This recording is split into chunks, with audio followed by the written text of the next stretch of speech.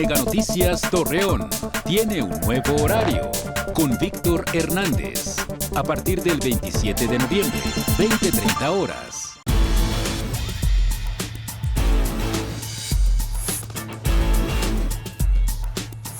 Mega Noticias Torreón.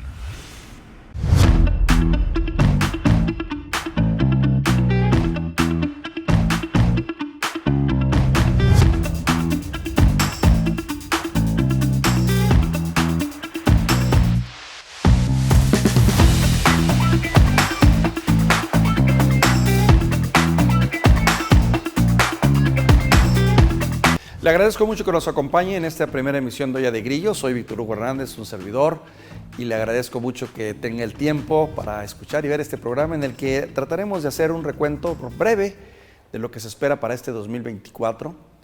Trataremos también dos temas fundamentales que tienen que ver con la cuesta de enero y las finanzas personales. Vamos a escuchar también el tiempo de En 100 palabras de un servidor en su versión local y en su versión nacional.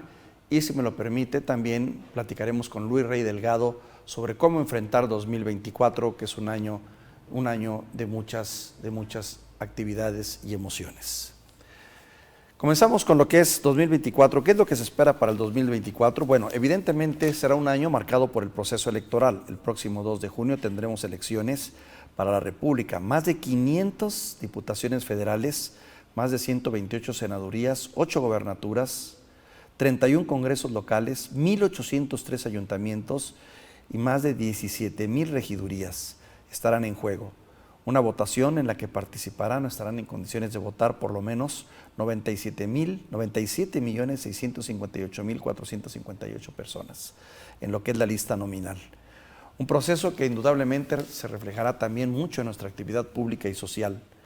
No solo será el proceso de 2 de junio, las elecciones como tal, sino también lo que se dé antes y después. Evidentemente, las campañas políticas estarán presentes en nuestras vidas, en las que tendremos que definir no solo qué tipo de candidato o candidata deseamos que llegue a la presidencia, sino de algún modo también qué modelo político-económico estamos dispuestos a refrendar.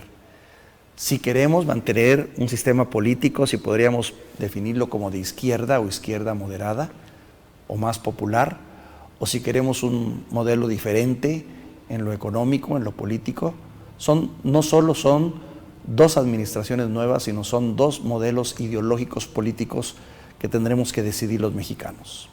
También será un periodo en el que habrá, por parte del gobierno federal, una serie de conclusión de obras, algunas polémicas, otras de realmente necesarias, en las que se presume mucho, por ejemplo, el caso del Tren Maya, el caso del cruce interoceánico, en el caso del proyecto de Dos Bocas o el aeropuerto Felipe Ángeles, que se pueden considerar como las obras emblemáticas de Andrés Manuel López Obrador y sobre las cuales todavía hoy hay dudas sobre si serán o no eficaces en su funcionamiento, algo que veremos a lo largo del 2024. La conclusión de obras. También, evidentemente, estaremos viviendo el afianzamiento de los programas sociales emblemáticos de este gobierno. ¿Qué ocurrirá con los muchos programas sociales que hoy en día existen y que muchos se han ido mejorando y perfeccionando? Algunos que nos consta de necesaria utilidad y otros un tanto cuestionados también. ¿Valdrá la pena continuar con estos programas sociales? ¿Habrá un tufo electorero detrás de ellos? Lo vamos a ver. También veremos el empuje que tendrá el Ejecutivo para crear reformas claves, los cambios que desea hacer el presidente en el Poder Judicial, al poder democratizar los procesos de elección, los cambios que desea hacer el presidente en el sistema electoral, que considera un sistema electoral atrapado, y también el esfuerzo por desaparecer algunos órganos autónomos, organismos que de algún modo fueron construidos en otros sexenios con el fin de crear contrapesos, pero donde el Ejecutivo ve un problema también de corrupción y de falta de eficiencia. También tendremos el tema de la inseguridad, indudablemente. La Guardia Nacional continuará bajo la férula de la Secretaría de la Defensa Nacional o quedará en manos de civiles, un asunto no menor. Todo esto será muy importante en este año. Temas como la inseguridad, la salud, la educación, la falta de agua, el deterioro de nuestro medio ambiente, serán temas que también estarán obligados a ser tocados y analizados desde alguna perspectiva este año que comienza en el 2024. y donde nosotros tendremos un papel estelar, no solo por nuestro voto, sino también por nuestra participación social. Y bueno, si me lo permite, sin más, nos vamos a la presentación de este primer reportaje que hicimos con motivo de la ya famosa Cuesta de Enero. De pronto, los bolsillos llenos se convierten en depósitos con fugas gigantescas. El dinero ya no rinde. La mala administración y la inflación golpean a la economía. La Cuesta de Enero es un fenómeno que padecen al menos el 66% de los hogares mexicanos y que impacta en su capacidad de pago. Así, la prioridad no debe ser gastar, sino disminuir los pasivos. Si tienen deudas, hay que pagar las deudas que tengan, las que sean más costosas, que tengan mayor tasa de interés. Si pagan renta de un departamento, de una casa, pues obviamente hay que buscar una mayor flexibilidad para poder disminuir el pago de la renta. Los principales motivos que aquejan a la economía de las familias mexicanas son inflación, es decir, la pérdida de poder adquisitivo y la falta de educación financiera. En diciembre, empujados por el espíritu navideño, las personas tienden a gastar más dinero del que ingresan a través del crédito. La cuesta de inicio de año depende significativamente del comportamiento de los precios y de los servicios, los derechos y las tarifas del sector público. Así, pese a que el gobierno federal reparte apoyos y programas sociales para los sectores más desprotegidos, la carga fiscal de inicio de año repercute en la economía de las personas más vulnerables. Cuando uno recibe los recibos del predial y del pago de luz y demás, del pago de agua, etcétera, se da uno cuenta que esto es un poco de manipuleo político, porque la verdad es que se incrementaron las tarifas. De acuerdo con BBVA, para mitigar los efectos de la Cuesta de Enero, en la medida de lo posible, se deben tomar 5 rutas: identificar la situación económica particular, reducir o eliminar gastos, procurar el ahorro, no contraer más deudas y aumentar los ingresos. Pese a las dificultades financieras, un estudio de la agencia especializada en mercados Planning Quant refiere que 8 de cada 10 familias mexicanas consideran que su economía se recuperará en 2024. Sin embargo, la cuesta es cíclica, por lo que saben que en 2025 tendrán que solventar nuevamente tropiezos económicos por la mala administración y el alza en los precios. Mega Noticias, Jorge Espejel. Y cuando hablamos de Cuesta de Enero, evidentemente también tenemos la obligación de hablar de las finanzas personales, dineros, cómo se van a manejar, sobre todo en estas fechas que es tan importante. Veamos este trabajo. Un viejo pero muy vigente dicho inglés afirma que en esta vida no hay nada seguro salvo la muerte y los impuestos, y los laguneros lo tenemos bien presente, sobre todo en este mes de enero. Todos aparejamos al regocijo de un nuevo año la certeza de que en este mes se debe cumplir determinadas obligaciones fiscales con el consecuente efecto sobre las finanzas personales y en el hogar. Pero ¿qué es lo que tiene que pagar un ciudadano común en La Laguna por concepto de impuestos? En el ámbito municipal en Torreón destaca el predial, que accede a 355,000 cuentas, mientras que al gobierno de Coahuila le corresponde el cobro de refrendo vehicular, que alcanza a 228,000 vehículos en La Laguna. Es tradicional que a muy temprana hora las cajas de las tesorerías municipales tengan filas de contribuyentes, casi todos de la tercera edad, y que representan para los gobiernos locales su principal fuente de ingresos. Sin embargo, no todos somos tan cumplidos. En el caso de Torreón, de las 355,000 cuentas de predial, más de 185,000 tienen adeudos. Otro compromiso financiero para la población, en este caso específico, para los propietarios de vehículos, es el pago de la tenencia y refrendo de placas.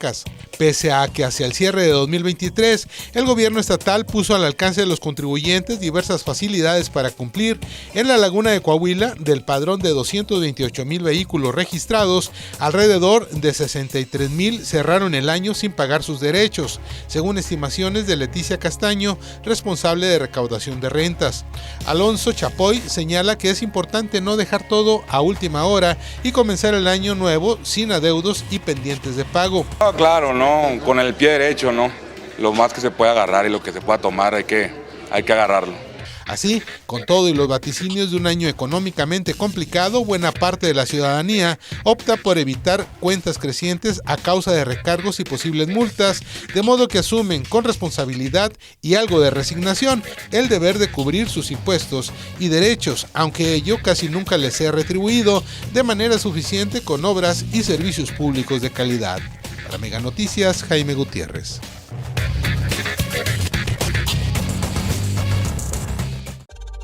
Desde la perspectiva del empresariado, enero supone un reto importante para lo que suelen estar preparados, incluida la carga impositiva y la serie de erogaciones que deben efectuar en esta primera parte del año. La cuesta de enero existe y es una situación que nos complica mucho en el comercio, en los servicios, al menos las primeras 4 o 6 semanas de inicio del año. Y enumeró algunos de los motivos que preocupan y ocupan a sus representados, pues viene el pago del impuesto predial, el pago de las tenencias, además de un aumento del salario mínimo del 20%, del que dijo que también lo tienen que absorber como patrones. A lo anterior se suma una baja en el volumen de compras, pues al igual que los empresarios, también la gente como particular está pagando el predial de sus casas y la tenencia de sus autos, de modo que se espera una cuesta de enero difícil. La página del SAT establece que pagar impuestos es deber de todos e implica una contribución en dinero o en especie de carácter obligatorio con la que cooperamos para fortalecer la economía del país. Claramente, esta dependencia del gobierno federal establece cuál es el destino de los impuestos que pagamos, entre otros, educación, salud y seguridad. La publicación oficial apunta que se trata de necesidades que por separado cada persona no podría pagar por sí sola, pero que en cambio se pueden atender con las aportaciones de todos. Y el escenario tampoco es amable para los trabajadores, pues el dirigente del comercio organizado señala que sí aumenta el salario, pero el gobierno no incrementa la UMA, que es la referencia para la exención impositiva de los trabajadores. Porque van a ganar más dinero, pero van a pagar más impuestos. Y el impuesto que van a pagar no nada más es por ese aumento, es por el sueldo en su totalidad. Entonces eso va a ocasionar que sí, se les aumenta el salario, pero que reciban menos dinero porque el dinero se vira al gobierno federal en impuestos. Al final, en un entorno económico en el que se debaten aumentos salariales por decreto y alzas en impuestos como el ISN, lo que queda claro es que se impacta la cadena productiva y por consecuencia al consumidor, poniendo en marcha una carrera inflacionaria que parece no terminar. Para Mega Noticias, Jaime Gutiérrez. Vamos a una pausa y regresamos para platicar con nuestro compañero y amigo Luis Rey Delgado. 100 palabras de Víctor Hugo Hernández. El proyecto Agua Saludable para la Laguna es sin duda el proyecto más importante, si no el único, del gobierno federal para la comarca lagunera. El banderazo de arranque de esta primera etapa para la laguna lleva sin duda el sello de la casa, una obra que lejos de considerarse terminada, presenta todavía serios retos por delante. La inevitable costumbre de los gobernantes por inaugurar proyectos inconclusos, pero sin duda habrá que celebrarlo, porque por lo menos ya se dieron los primeros pasos. Sin embargo, inquieta saber que los recursos destinados a reparar las tuberías y ductos de los municipios afectados no han sido liberados por la burocracia que ya conocemos de la Comisión Nacional del Agua. Flaco favor se le hace a la región al proveerla de agua, sabiendo que casi la mitad de esta terminará desperdiciándose por esas tuberías obsoletas, rotas o destruidas, para variar chambonerías que el presidente celebra con bombo y platillo.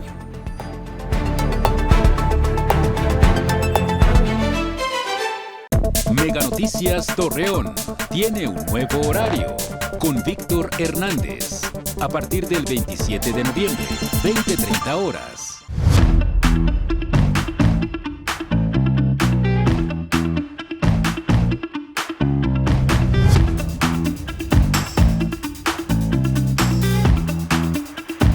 Y en esta segunda parte de Olla de Grillo, siempre un gusto poder platicar con alguien tan especial como Luis Rey Delgado. Luis Rey, gracias. Muchas gracias por acompañarnos. Tantos puestos que tienes y que has tenido, pero bueno, te presento actualmente como responsable de vinculación social de la Universidad Iberoamericana. Así es. Y digamos, yo te podría clasificar como un humanista de cepa. Órale, muy bien. Humanista de cepa, así. Humanista de cepa, un hombre dado a las letras, al estudio, a la reflexión, a la filosofía. Y todo eso es importante en un inicio siempre de año, pensar un poquito a lo que queremos hacer de nuestro año. Cuando cumplimos ciclos. Cuando cumplimos ciclos somos animales de costumbres y normalmente aprovechamos estos cortes de caja para poder hacer los mejores deseos, ¿no? Las mejores promesas. Queremos bajar de peso, queremos aprender idiomas, queremos tener finanzas sanas, queremos conseguir un mejor trabajo, queremos viajar, queremos ser más afectuosos con la familia. Tenemos tantos y tantos planes que normalmente duran 2 o 3 semanas, un mes, 2 meses y se van diluyendo. Sin embargo, creo que es importante hablar un poquito sobre el sentido de la vida, el propósito que entiendo que cada quien tiene su propio camino en función de su edad, de su ciclo y de su momento, pero siempre hay valores universales, ¿no? Claro. Fíjate que hay algo que interesante, ahora que hablabas de estas cosas que a veces son maneras. A mí me gustaría pensar que tenemos, todos conocemos los caminos, todos conocemos caminos y los caminos se van haciendo, se pavimentan y cada uno sigue los mismos caminos de siempre.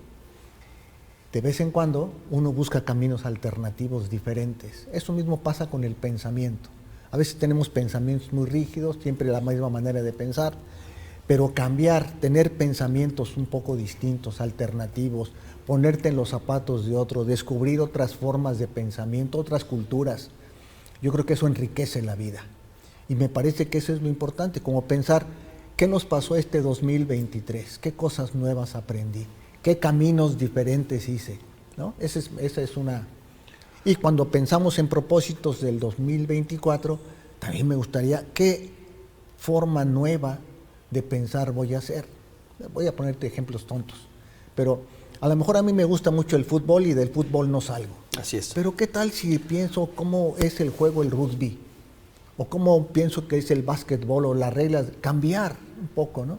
¿Por qué siempre sigo los mismos caminos para ir al trabajo? ¿Por qué no hago cambios y conozco otras zonas de mi ciudad que no conozco antes, que no sé ni siquiera que existen ni cómo han crecido, ¿no? Porque nos mantenemos en el mismo esquema de pensamiento. Podemos cambiar. Yo creo que eso es valioso, el cambio, porque ayuda al crecimiento. Sí, de algún modo estamos hablando de una especie de estar en un estado de confort, ¿no? Sí. Y de tranquilidad. Dices tú, ya estoy a gusto, no me muevan. Y esto es lo seguro. Y esto es lo seguro, pero ¿es malo eso? Pero no aprendo, o no veo otras formas diferentes. No es que sea malo, ya lo aprendí y aprendí a hacerlo y eso me da seguridad, pero no amplío mis cosas porque me puedo quedar ahí. Y entonces puedo dejar. El desarrollo humano, creo yo, es ir ampliando la conciencia. Y yo creo que estas formas de pensar distintos va ampliando la conciencia. Déjame otro planteamiento. ¿Qué es lo que es lo idéntico, la identidad personal? Parménides creó el principio de la identidad, que dijo lo que es, ¿no? O Éfeso, por ahí cerca, Heráclito de Éfeso dijo, no, todo cambia, no puede uno permanecer igual. Pero ¿qué es lo que nos da identidad? Yo creo que hay una identidad que heredamos. El nombre, los apellidos, la familia donde nací, el lugar donde nací, eso lo heredé, es mi contexto heredado. Pero hay otro contexto que es el que construimos. Ese contexto que yo construyo son los compromisos que hago. Ya no soy Luis Rey, soy el esposo de Marcela. Ya no soy solamente Luis Rey, soy el papá de, porque asumí ese compromiso. O en su momento, cuando era Luis Rey, pero el funcionario de Peñoles, o el funcionario del ALA, o ahora el funcionario de la Iberoamericana, ¿no? Torreón. Es decir... O sea, son inevitables las etiquetas, ¿verdad? Sí, pero son los compromisos que vas a asumir. Y también los compromisos que adquieres. Que te dan identidad, porque te identifican. Víctor Hugo, el de Megacable, el del noticiero, sí, te da identidad. Sí, pero también... El de la televisión. El de la televisión, te da identidad. Pero es un compromiso que tienes, tu oficio, tu profesión, el que es carpintero, mecánico, doctor, etcétera, le da identidad, ¿no? Claro, y todas son dignas, dignas, todas son loables, y todas son esforzadas. Los compromisos que hacemos nos dan identidad, pero hay compromisos que nos llevan al crecimiento. Por ejemplo, yo creo que en este 2024 es el momento de la ciudadanía, Víctor Hugo, ¿no? Es el momento donde los ciudadanos tenemos que aprender a no dejarle las cosas a los políticos, sino comprometernos con los asuntos públicos, con los bienes públicos, porque de otra manera sufrimos, ¿no? Es decir, nos decepcionamos de los gobiernos que elegimos y al ratito, en fin, pero seguimos como esperando que nos den y no somos propositivos o participativos. O cuando decimos esta de la democracia representativa es una cosa, pero tenemos que hacer democracia participativa, necesitamos hacer las cosas. Por ejemplo, ¿no? Eso me puede dar identidad ahora. Tengo que aprender a ser mejor ciudadano, por ejemplo, identificarme con una mejor ciudadanía. O identificarme con la pregunta sería, ¿quién quiero ser? ¿Qué es lo que me va a dar identidad este 2024? ¿Qué compromisos voy a asumir? Eso me gusta pensarlo de esa manera, porque entonces es cambias tus pensamientos hacia lugares donde no has explorado y al mismo tiempo buscas qué es lo que te va a dar identidad, quién quieres ser este año. Si es una pregunta más de fondo, a lo mejor un poco más de filosofía si quieres, pero es un poco ese planteamiento. Claro, qué interesante. Ahora, lo dices en un año particularmente complicado, tal vez este sea el año que políticamente y por ende de manera social y hasta en lo económico terminará estando muy marcado por el proceso electoral de junio. Claro. Finalmente estamos viviendo el proceso electoral y perdón que caiga en lo político, pero a veces este tipo de temas terminan permeando la realidad social de una comunidad, de una región, de un país. Y lo que se va a elegir no es algo menor, son, no sé, más de 5,000 puestos públicos y un presidente de la República y Congreso. No hay un estado del país que no vaya a tener un proceso electoral. Coahuila va a renovar sus alcaldías. Ante eso, la participación del ciudadano debe ser el día de o debe de haber sido mucho antes. Mucho antes. Hay que actualizar la credencial, eso lo vienen diciendo. Es una manera de ponerle interés al aspecto.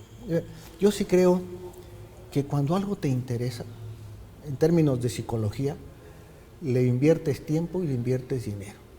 Si te gusta el fútbol, le vas a invertir tiempo y le vas a invertir dinero, vas a comprar tu abono, vas a hacer cosas. Lo mismo, si te interesa realmente la política, le vas a invertir tiempo y a lo mejor dinero para buscar la manera de que nos comprometamos diferente, ¿no? Las reuniones familiares que han estado medio divididas, ¿no? Ahora, hoy estos encuentros, la verdad es que a mí me gustaría que trabajáramos mucho por la unidad de la familia, la unidad del país, la unidad de los laguneros, es que buscáramos la unidad, no la unidad en el sentido de que pensemos igual, sino la unidad en el sentido de que participemos, aunque tengamos pensamientos diferentes, pero que lo que nos una sea la participación. Decía una frase trillada y política, muy política, pero se me quedó muy grabada en su momento en el sexenio de Luis Echeverría. Olvidemos las diferencias que nos separan y pensemos en los objetivos que nos reúnen, ¿no? Y algo de verdad tiene, ¿no? Aunque él a su vez se la pirateó de otro concepto filosófico, pero hay mucho de verdad en eso, ¿no? Puedes trabajar en conjunto a pesar de las diferencias. Claro. Que yo creo que esto es lo que hace un equipo, ¿no? A lo mejor lo que define un grupo es las características personales. Un grupo de niños es porque son niños. Si es un adulto no es del grupo de niños. O un grupo de médicos es de médicos. Hay características comunes. Pero en un equipo hay objetivos comunes, pero diferencias. Claro. Una familia puede ser un gran equipo porque está papá, mamá, adolescente, niño, lo que sea, ¿no? Y hay diferentes objetivos, ¿no? Pero pueden buscar un objetivo, ya sea es un equipo. O una comunidad es otra cosa. Ahí hay una comunidad porque es una comunidad de sangre, la familia, o una comunidad espiritual, o una comunidad de otro tipo, ¿no? Pero sí creo que lo importante es buscar como equipo objetivos que podamos compartir para mejorar nuestra calidad de vida. ¿Y crees que como región, como comunidad, la comarca lagunera tenga un espíritu de equipo? ¿O lo hemos ido perdiendo, lo hemos ido diluyendo, o lo estamos construyendo? ¿Cómo lo podrías definir? Fíjate que yo creo que hay... La mirada que yo tengo a la región es que hubo una época donde sufrimos mucho esta inseguridad, ¿no?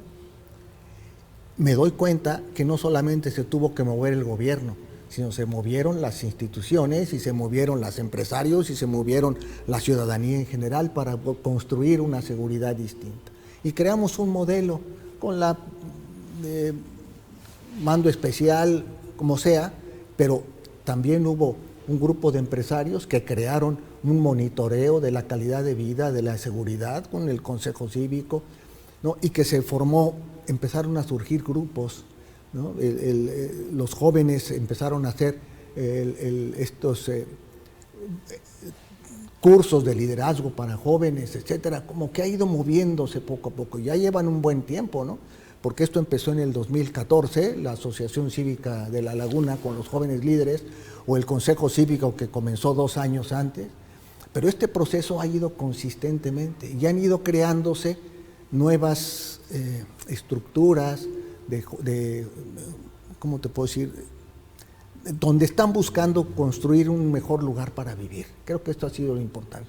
Y ha habido iniciativas por aquí, por allá, mejoras de arreglos, desde arreglarle el vado o atender a los suicidios de jóvenes. En fin, se están moviendo y a mí me parece que eso es muy relevante e importante.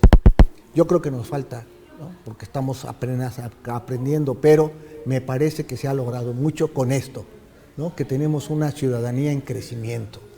Yo en lo personal te debo decir, Luis, que me siento muy orgulloso de ser egresado de la Iberoamericana, a la que considero una institución con un alto sentido crítico. Sí. Y también me da mucho gusto ver cómo en los últimos años y desde tiempo atrás la universidad ha estado involucrada en proyectos sociales, se involucra, se compromete. Sí. Se compromete. El caso de los migrantes es un ejemplo, el caso de la inseguridad, de los desaparecidos, y no le teme a la confrontación cuando es necesario y a decir las cosas.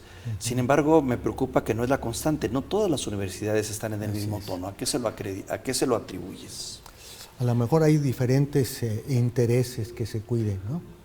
A veces algunas universidades no quieren participar en cosas políticas. O esto es una manera de conservar su estado, sobre todo las privadas, ¿no? Porque las públicas tienen una regulación distinta, están más pegadas al gobierno, tienen otra estructura diferente.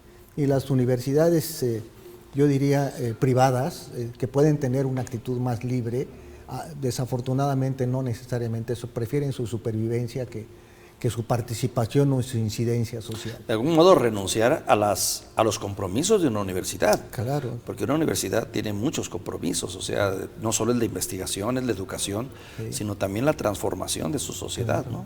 Claro. Contribuir, ¿no? Y además no solamente contribuye generando profesionistas, sino que en el proceso tiene que confrontar la realidad, porque la realidad es la primera asignatura. Claro. Luis, ¿qué compromisos tiene la Universidad Iberoamericana o qué proyectos tiene en puerta? Aprovechando que te tengo aquí, que estás ligado a esta hermosa institución. Sí, gracias. Fíjate que hay en la universidad, con este rector que tiene 2 años, se han venido abriendo muchísimo más las puertas, no que no estuvieran abiertas, sino se han profundizado en lo que se llama la incidencia social. Entonces, se han construido varios elementos, ¿no? Desde aspectos como de mejora de la calidad del medio ambiente. Estamos participando en un ranking de universidades verdes, vamos a llamarle, que cuidan el medio ambiente, sustentables, y hemos ido mejorando. Somos de las mejores universidades en este ranking. Lo mismo también participar en el cuidado del sol, por ejemplo, ¿no? Con la radiación solar, que tenemos un monitoreo que a través de una app podemos estar viendo porque vivimos en una zona donde fácilmente el sol nos puede dañar, aunque es un gran amigo, claro, nos daña. Sí. Pero también la atención a migrantes, la atención al problema del agua, por ejemplo, o sea, haciendo casas del agua en diferentes lugares. O sea, los proyectos de incidencia social son muy importantes, pero también de la calidad académica y del crecimiento. Entonces estamos haciendo investigación seria para poder hacer mejores alumnos y tener también otras carreras que ofrecer, ¿no? Para irnos adaptando también a las necesidades de nuestra realidad. El proyecto de participación que en alguna ocasión me platicaste, donde los propios profesores se involucraban con las comunidades, ¿continúa? Sí, continúa muy fuerte. No solamente porque los estudiantes hacen sus prácticas o su servicio social, sino que parte de la currícula académica de las clases es la reflexión acerca de la realidad, de lo que ven y de las investigaciones que hay. A mí me parece que eso es muy importante. Le llaman el aprendizaje situado, es decir, que la realidad te enseñe. No es nada más la mueve, teoría del salón. Interesante el que se viene, Luis, y espero poder contar contigo como lo hemos contado en el año anterior, y sobre todo también con la participación de talentos de la universidad, con muchísimo para entender gusto, nuestra Víctor. realidad. Yo Gracias por haber venido. Te agradezco mucho. No, al contrario, gracias por haber venido a este espacio informativo. Luis Rey Delgado con nosotros, y con eso terminamos esta emisión. Gracias por habernos acompañado en este inicio de fin de semana.